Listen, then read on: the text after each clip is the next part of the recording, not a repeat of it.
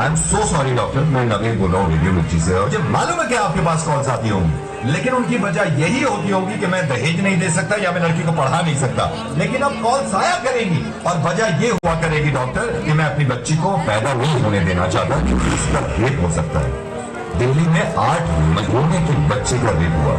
8 महीने की बच्ची होती कितनी, अगर वो तंदुरुस्त हो इंसान के एक हाथ में आ जाती है, उसका रेप हुआ है। I'm sorry, मैंने आपका वक्त भी ले लिया, लेकिन मैं बताना चाह रहा हूं सबको कि ये होने लगेगा, वरना इस चीज को बंद करवा दो। मेरी समझ में नहीं आता कि स्लोगन देखने के बाद लोग खुश हो जाते हैं, बेटी बचाओ बेटी पढ़ाओ। क्यों हम पहले ही जाहिर कर देते हैं कि बेटियां कमजोर है, पढ़ी लिखी भी नहीं है, इनको बचाना भी है। ऐसे स्लोगन क्यों नहीं बनते कि बेटे को बताओ और ना माने तो थप्पड़ लगाओ।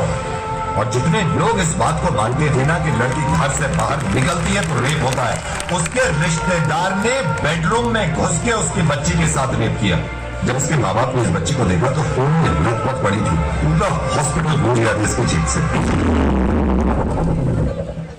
और हिंदू मुस्लिम आप करते रहिए अपना काम, एक दूसरे को बुरा भला कहने में और जुलूस निकाल के एक दूसरे को मारने में। अगर शर्म है ना थोड़ी सी, तो इनसे ज्यादा खतरनाक जो हमारे मुल्क में हो रहा है कि बच्चियों के रेप जो करते हैं उन जानवरों को जाके सबक सिखाओ, जिन्हें भीड़ हो जाकर।